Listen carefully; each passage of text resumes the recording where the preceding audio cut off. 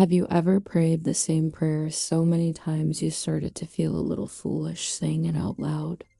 And all you got back was quiet, no relief, no clarity, just the same ceiling night after night. And that kind of silence messes with you. It makes you replay every word. It makes you wonder if you did something wrong. If that's you, stay with me. Because quiet doesn't always mean empty. Sometimes it isn't that God walked away. It's that something deeper is being formed in you, slowly, quietly, in ways you can't measure yet. Hey, this is for you.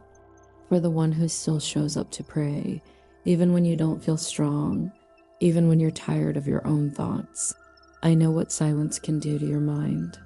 It makes you rewind everything. Like you're searching for the moment you messed it up. Did I say the wrong words? Am I missing something? Is my faith too small? And the question that hurts the most, did God stop listening to me? But listen, today isn't about blaming you. And it's not a video full of quick answers or perfect advice. Think of this more like a letter. Like someone sitting beside you for a minute. No fixing, no speeches, just staying. Because before this story ends, I want you to feel the difference between God being quiet and God being gone. And I want to show you what to do when your prayers feel like they're hitting the ceiling and coming back down.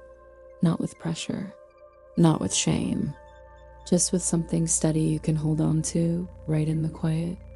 Tonight, she waits until the house is finally quiet. Her name is Sarah. She's the kind of mom who keeps reheating the same cup of tea because she forgets it on the counter again while she's moving from one small task to the next. Earlier, before bed, Ethan held up his inhaler like it was a toy and whispered, "Mom, don't forget my rocket." Sarah smiled for him.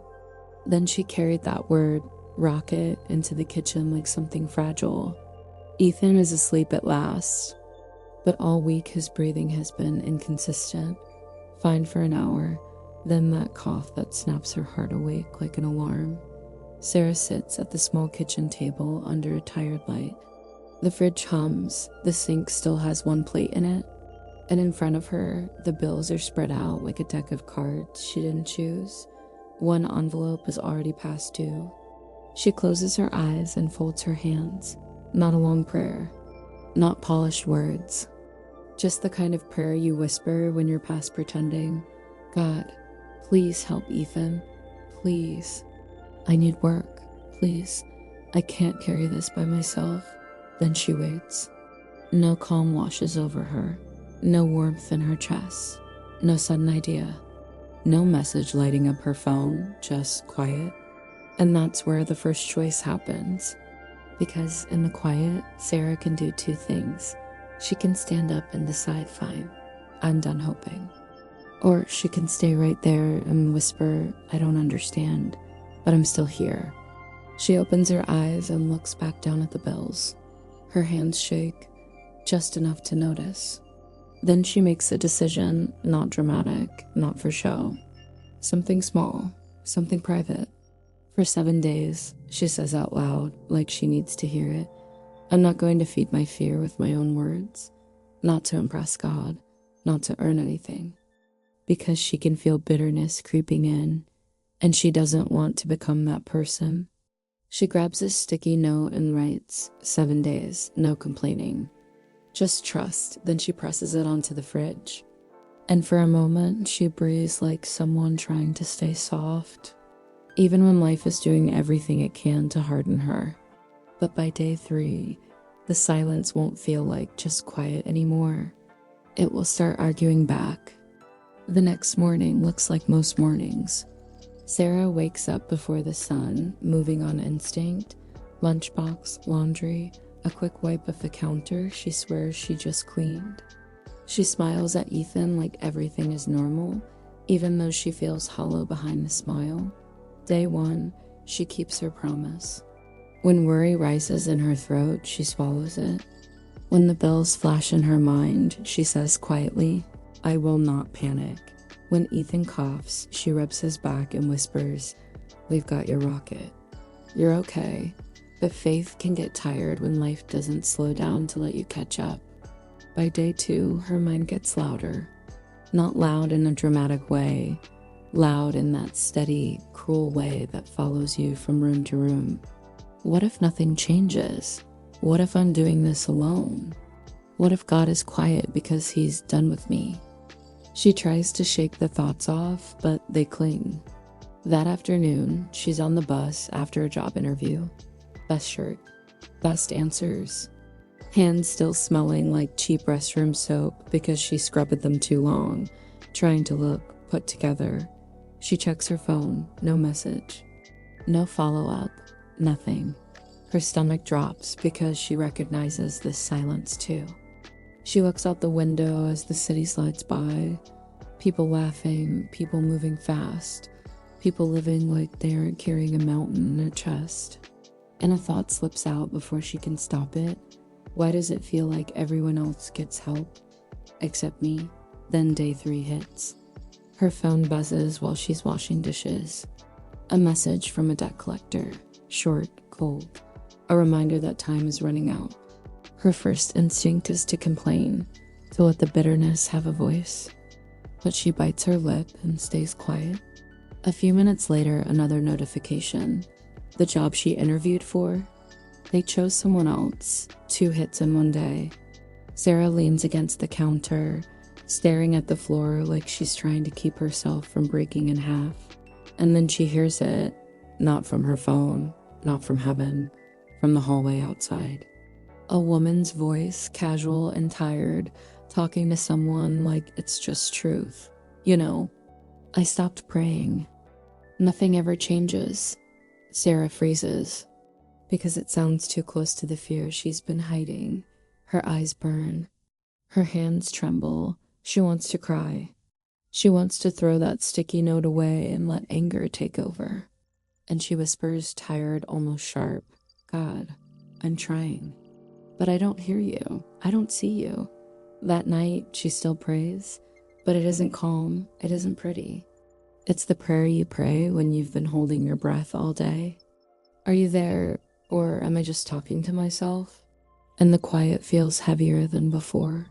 Not empty, heavy. That night, Sarah doesn't fall asleep in her bed. She falls asleep on the couch with one sock still on, the TV off, her phone face down like she can't take one more notification. Not because she feels rested, because her body finally quits. Then she hears it. A sound that slices through sleep. Ethan, coughing hard in his room. Sarah is up before she's fully awake, heart pounding like it's trying to outrun fear.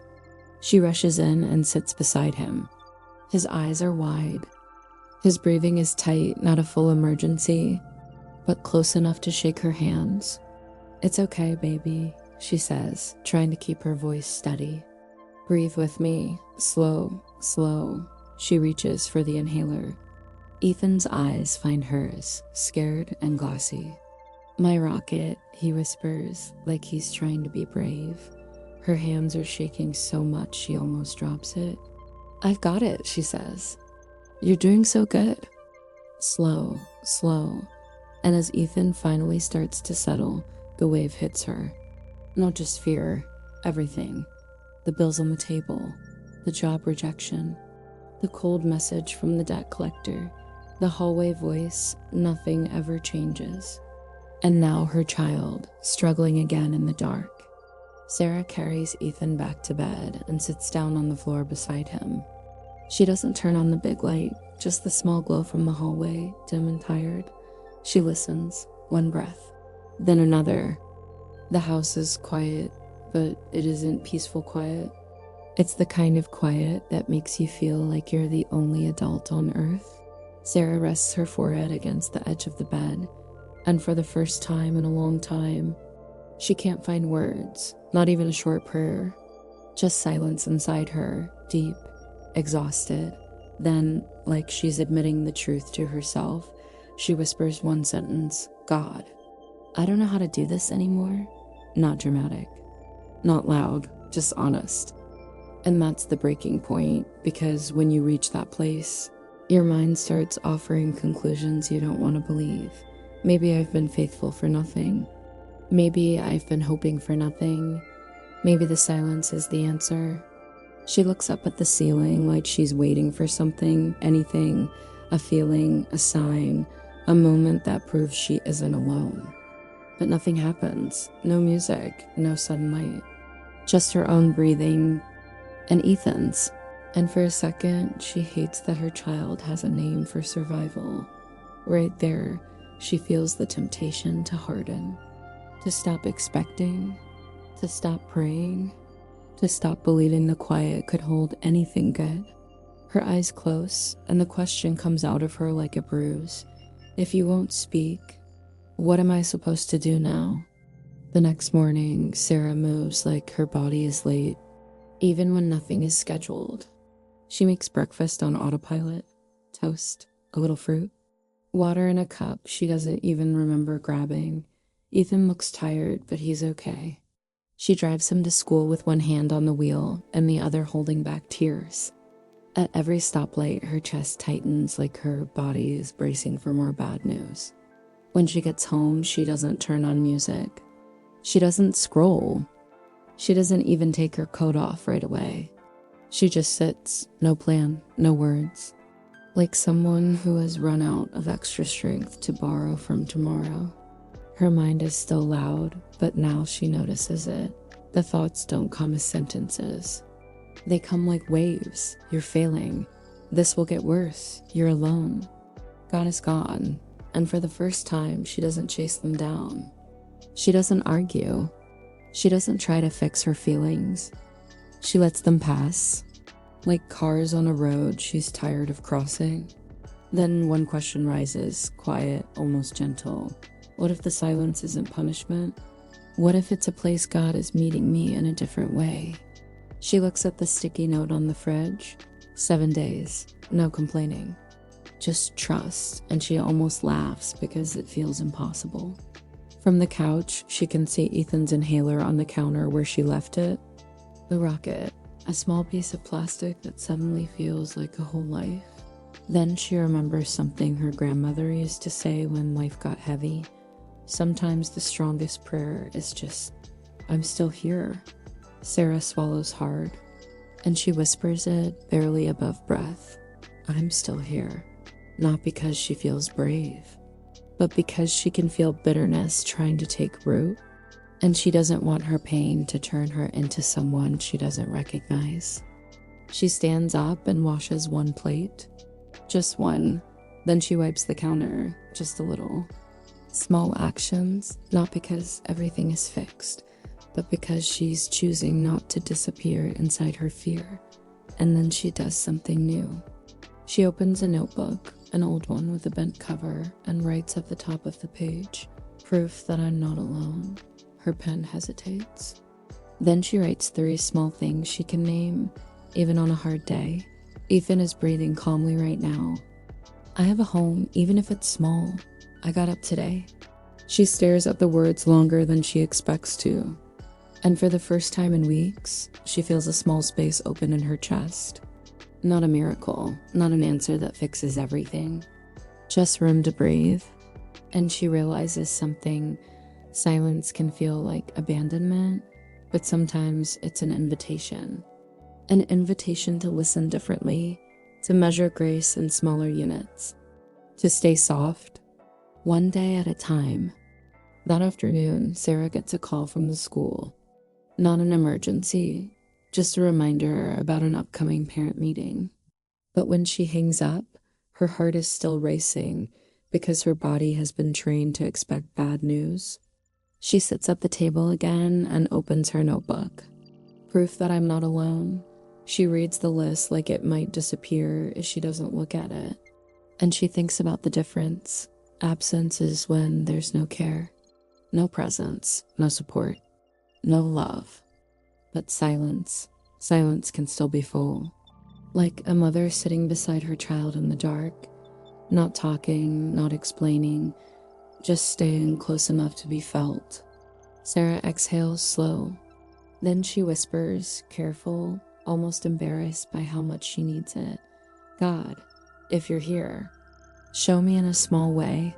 Not a big miracle, just something real. Then she goes to pick up Ethan. On the way home, she stops at a small grocery store, not a big place. Fluorescent lights, a narrow aisle where you have to turn sideways if someone passes. She adds the bread, then the medicine, and thinks, please let this be enough to get us through tonight. At the checkout, she counts her money twice. Her face heats with that quiet shame that comes when you're trying your best, and it still feels like it isn't enough. Ethan stands beside her, holding a little pack of crackers like it's treasure. His inhaler, the rocket, is tucked in her bag like a small promise. The cashier is an older man with kind eyes and a simple name tag. Mark scans the items, then pauses. He looks at Sarah, really looks. Not like a stranger making small talk, like someone noticing. You okay? He asks. It's an ordinary question, but it lands in her chest like something heavy and gentle at the same time. Sarah forces a small smile. Yeah, just tired. Mark nods like he understands more than she said. My wife used to say, he murmurs, almost to himself, when life gets heavy. Don't carry it alone. Sarah's throat tightens. She looks down at the screen, blinking fast. Mark finishes scanning. Sarah reaches for her card, but Mark taps the register and shakes his head. Don't worry about the bread and the medicine, he says softly. Someone covered it? Sarah freezes. What? Who? Mark gives a small shrug, gentle. They didn't say. It isn't a huge amount. It isn't a movie moment. But it's something, and her first thought isn't even spiritual. Her first thought is, I didn't know I needed someone to notice me this badly. She walks out to the car, holding the bag like it's fragile. Ethan looks up at her. Mom, are you crying? Sarah wipes her face quickly. No, baby. Just something got in my eye. She buckles him in, then sits behind the wheel without turning the key. For a few seconds, she just breathes. And a quiet thought rises, not loud, not certain, just honest. What if this is an answer? Not the kind I was begging for, but the kind I needed to keep going. She swallows and whispers into the empty car. Okay, I saw that. I don't understand everything, but I saw that, and the silence doesn't feel so empty. It feels watched over. That night, Sarah doesn't feel fixed. The bills are still on the table. Work is still uncertain. Life is still heavy. But something inside her is steadier, not bright, just not collapsing. After Ethan falls asleep, she opens her notebook again. Under proof that I'm not alone, she adds, bread and medicine were covered. Mark asked if I was okay. Ethan calmed down. We got through the night. I didn't fall apart today. She reads it twice. Then she writes one more line, slow, honest, like she's testing it. Maybe God isn't ignoring me. Maybe he's holding me. In the morning, the bills are still there. And for a few minutes, she feels that familiar fear trying to climb back up her throat. The urge to freeze, to wait, to brace for the next hit. But instead of staring at the numbers until she goes numb, she does one small thing she hasn't done in weeks. She makes a call. Not a magical call. Not a everything changes call, just a real one. She finds the number for a local community resource center, the kind of place she always assumed was for someone else. Her thumb hovers over the screen, then she presses call anyway. A woman answers with a calm voice, no rush, no judgment. Hi, community center, how can I help? Sarah clears her throat. I'm not even sure what I'm asking for. The woman doesn't laugh. She just says simple and kind. That's okay. Start where you are. Sarah looks at the inhaler on the counter, the rocket, then at the bills. My son has asthma, she says quietly. I'm behind on payments. I'm trying to find work. I don't want to drown. There's a pause. Not the scary kind, the thoughtful kind. Then the woman gives her 3 things, a time to come in, a name to ask for. and a short list of options: food pantry hours, utility assistance, a job board, someone who can help with applications. Nothing in Sarah's life is solved in that moment, but for the first time in a long time, she has steps, real steps. She writes them down in her notebook like they matter, because they do. After she hangs up, she stands at the fridge and sees the sticky note again. 7 days, no complaining. Just trust. She doesn't feel strong. She doesn't feel certain. But she feels something she hasn't felt in a while. She feels less alone inside her own head. That evening, Ethan is on the floor drawing, tongue slightly out in concentration. His inhaler sits nearby like it belongs in the scene. He looks up. "Mom, are we gonna be okay?" Sarah sits beside him and pulls him close. She doesn't lie. She doesn't pretend she has the whole story. She says the truest thing she has. "I don't know everything, but I believe we're not alone." And this time, it doesn't sound like a speech. It sounds like a mother choosing the next step. If you're listening right now, I want you to hear this like a letter, not a lecture. Because maybe you are Sarah, or maybe your life looks nothing like hers, but the feeling is the same. You've been praying, you've been trying, and heaven feels quiet. So let me give you 3 steady truths you can hold with tired hands. First, silence is not the same as rejection. Just because you don't hear God the way you want to, doesn't mean he turned away. Sometimes love stays close without explaining itself. Second, don't dismiss small mercies, a kind word. Help at the exact right time. Strength for one more day when you thought you had none. Sometimes help looks like a person, and sometimes it looks like a phone number you finally dial. Small answers still count, because they're often how grace enters a life. Third, waiting doesn't mean you're failing. It doesn't mean you're behind or being punished or not faithful enough. Sometimes waiting is where your heart learns how to stay soft, where trust becomes quieter, deeper, and more real. And I'm not going to throw big religious lines at you. I'll just say this gently. There's a reason people of faith have held on through hard seasons. Because hope doesn't always come fast, but it can still come real. So if your prayers feel unanswered, don't rush to the worst conclusion. Maybe you're not being ignored. Maybe you're being carried quietly, steadily, one day at a time. And maybe, even now, something is taking shape in you, something you might recognize later. When you look back and realize you didn't become bitter, you became anchored.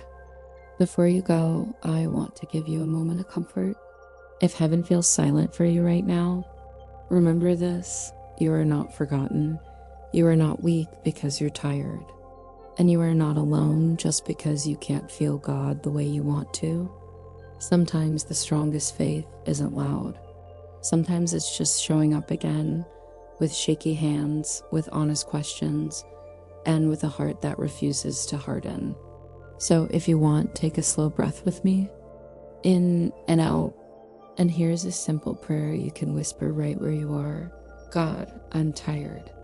I've been praying and I don't understand the silence, but I'm still here. Please steady my mind today.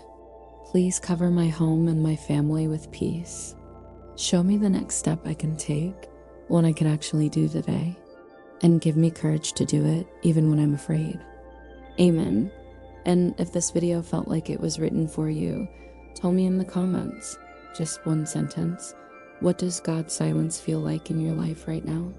You don't have to share details, just name the season. And if you want more stories like this, quiet, honest, faith-filled, you can subscribe and stay close. Because in the next video, we're going to talk about what to do when you've prayed for so long. You're scared to hope again.